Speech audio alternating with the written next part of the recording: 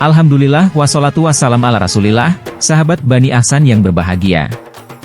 Syekh Siti Jenar adalah sosok kontroversial dalam dunia mistik Islam dan kejawen. Selain karena ajaran Manunggaling Kawula Gustinya, ihwal asal-usul dan nasabnya masih diperdebatkan hingga sekarang.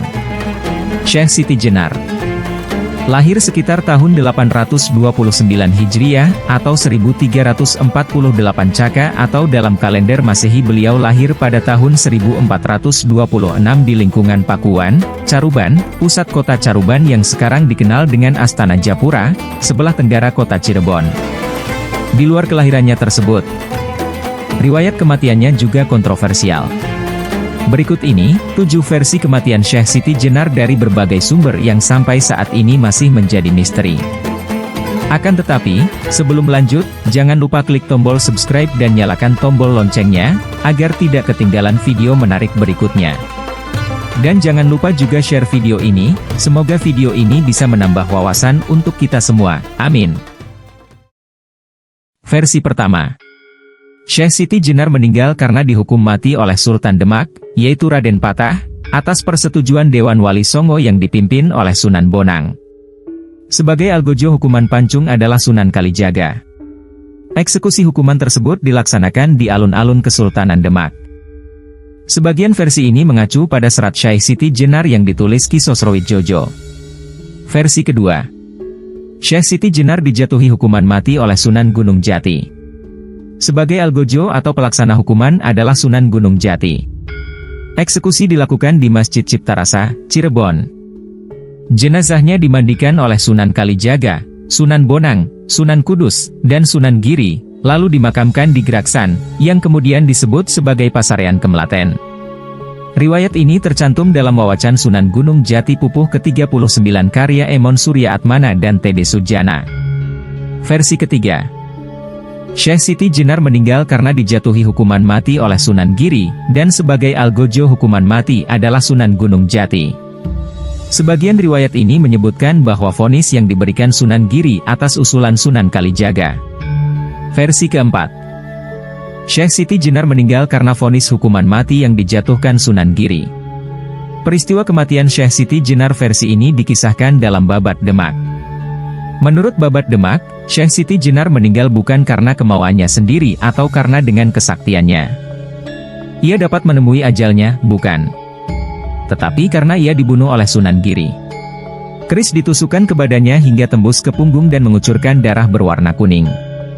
Setelah mengetahui bahwa suaminya dibunuh, istri Syekh Siti Jenar menuntut bela kematian itu kepada Sunan Giri. Sunan Giri menghiburnya dengan mengatakan bahwa dia bukan yang membunuh Syekh Siti Jenar tetapi dia mati atas kemauannya sendiri. Diberitahukan juga bahwa suaminya kini berada di dalam surga. Sunan Giri meminta dia melihat ke atas dan di sana dia melihat suaminya berada di surga dikelilingi bidadari yang agung, duduk di singgasana yang berkilauan. Kematian Syekh Siti Jenar dalam versi ini juga ditulis dalam Babat Tanah Jawa yang disadur S. Santoso, dengan versi sedikit berbeda. Versi kelima. Vonis hukuman Syekh Siti Jenar dijatuhkan oleh Sunan Gunung Jati, sedangkan yang menjalankannya adalah Sunan Kudus. Kematian Syekh Siti Jenar versi ini dapat ditemukan dalam serat Negara Kertabumi Suntingan Rahman Selendraningrat. Kisah ini diduga bercampur aduk dengan kisah eksekusi Ki Ageng Pengging yang dilakukan Sunan Kudus. Versi keenam. Syekh Siti Jenar dijatuhi hukuman mati oleh Wali Songo. Pada saat hukuman mati harus dilakukan, para anggota Wali Songo mendatangi Syekh Siti Jenar untuk mengeksekusi beliau. Namun hukuman tak jadi dilakukan karena Syekh Siti Jenar memilih cara kematiannya sendiri dengan memohon kepada Allah agar diwafatkan tanpa dihukum pihak sultan ataupun para sunan. Ia ingin menemui ajalnya seperti yang telah ditetapkan oleh Allah Subhanahu wa Ta'ala. Versi ini mengacu pada serat Syekh Siti Jenar yang digubah oleh Ki Sosrowijojo dan disebarkan oleh Abdul Munir Mulkan. Versi ketujuh. Ada dua orang yang sama-sama menaruh dendam pada Syekh Siti Jenar. Kedua orang ini memiliki nama yang mirip dengan nama kecil Syekh Siti Jenar, San Ali. Pertama, Hasan Ali atau Pangeran Anggaraksa, anak Resi Bungsi yang diusir dari keraton karena kedurhakaannya kepada Resi Bungsi dan pemberontakannya pada Cirebon. Ia dendam pada Syekh Siti Jenar karena berhasil menjadi guru suci utama di Giri Amparan Jati. Yang kedua, San Ali Ansor Al-Isfahani dari Persia, teman seperguruan Syekh Siti Jenar.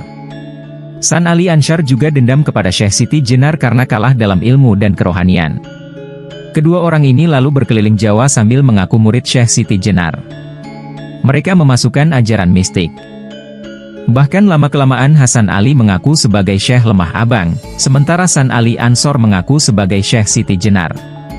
Menurut versi ini, mereka berdualah yang sebenarnya dieksekusi Wali Songo karena sudah melancarkan fitnah keji terhadap Syekh Siti Jenar.